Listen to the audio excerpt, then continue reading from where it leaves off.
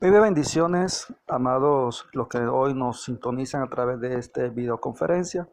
Hoy quiero compartir con ustedes algo que Dios puso en mi corazón desde hace mucho tiempo, pero que hoy en este día he querido traérselo a ustedes. Para que no me conocen, le habla el hermano Raúl Poito, presidente del Ministerio de la Palabra.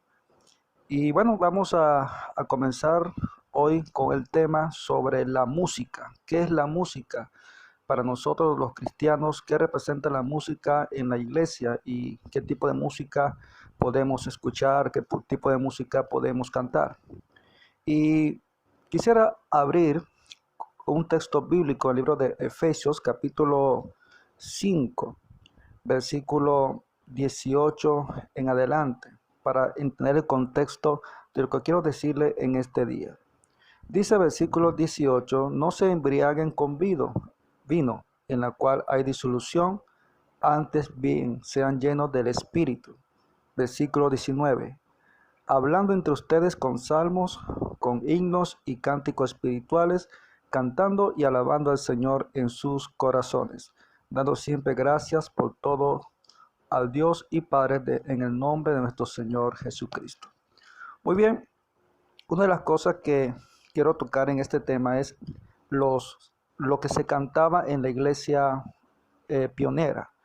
Dice el versículo 19 que Pablo recomendaba a los hermanos de la iglesia de Éfeso que estuvieran cantando salmos, himnos y cánticos espirituales.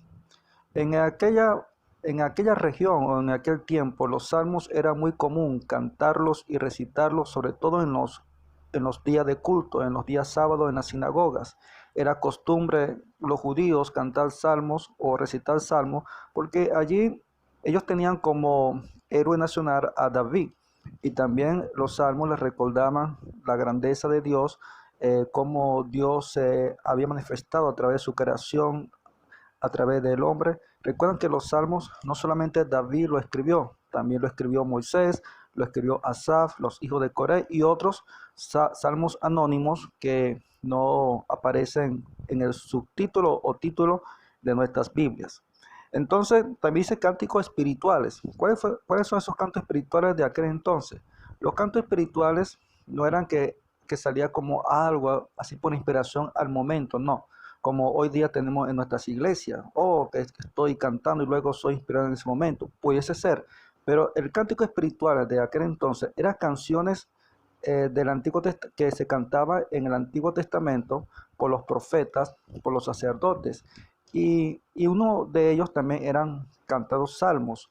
Entonces esos cánticos espirituales que eran cánticos proféticos en el cual hablaban sobre la grandeza de Dios, de la reconciliación de Dios con su nación Israel, todo tenía que ver con el pueblo de Israel.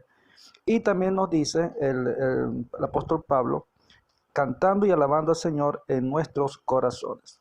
Una de las cosas que hicieron los reformadores de aquel entonces es que sus himnos que hoy cantamos en muchas iglesias y que en otras ya lamentablemente ya no se entona, es que las canciones que o himnos que ellos crearon para su entorno eran canciones teológicas. La mayoría de ellos habían estudiado teología porque en ese tiempo, con el resurgimiento de la reforma, la teología era impartida como materia prioritaria en las universidades. Eso quiere decir de que cuando se crearon estos himnos preciosos con la letra, eran himnos centrados en las escrituras, eran himnos centrados hacia Cristo, eran himnos centrados hacia Dios. Por eso que esos himnos han permanecido a lo largo de generaciones tras generación. Hay un cantante de cierto país que de la década de los 60, de los 70, que él decía lo siguiente: las canciones que nosotros hacíamos en nuestra época eran canciones perdurables. Lamentablemente las canciones que hoy los artistas están haciendo, los cantantes están haciendo, son canciones comerciales. Esa es la diferencia, decía este cantante de fama internacional. Esa es la diferencia de que hoy las canciones de los 60, 50, 70, aún hasta los 80, permanece y la gente la canta con cierta nostalgia. Pero las canciones que hoy se hacen son canciones que en un momento gustaron, pero también ya no permanece como estas canciones de la década de los 60, de la década de los 70. ¿Qué les quiero yo decir con esto, amados? Cuando nosotros vamos a nuestros templos, a nuestras iglesias para cantar al Señor, debemos saber qué estamos cantando. El apóstol Pablo sigue diciendo, dando gracias a Dios en todas las cosas. O sea, nuestros cánticos tenemos que tener conciencia qué tipo de letra y a quién va a ser dirigido. Porque lamentablemente hay canciones que son bonitas, pero su contenido teológico no es acuerdo a las escrituras.